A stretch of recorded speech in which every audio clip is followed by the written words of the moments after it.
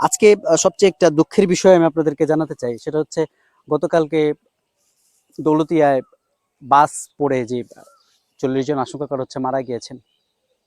তাদের মধ্যে একটা ছোট্ট শিশু, এদিকে আসো বাবা, এদিকে আসো। ছোট্ট একটা বাচ্চা, যেটা আমি খুব লক্ষ্য করলাম যে বাচ্চাটা কোনোভাবে বেঁচে গেছেন এবং সর্বপ্রথম পানি থেকে উপরে উঠে আসছেন, সাঁতার কেটে সে আসছে। খুব দুঃখের বিষয় হচ্ছে তার বাবা এবং মা দুজনেই মারা গেছেন।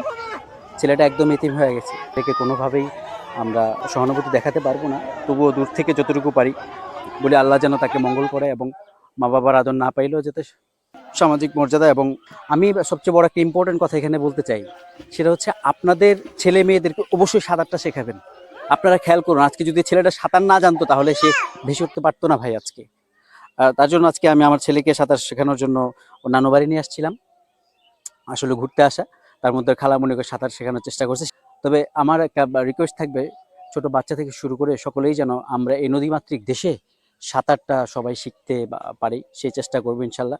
ভালো থাকবেন।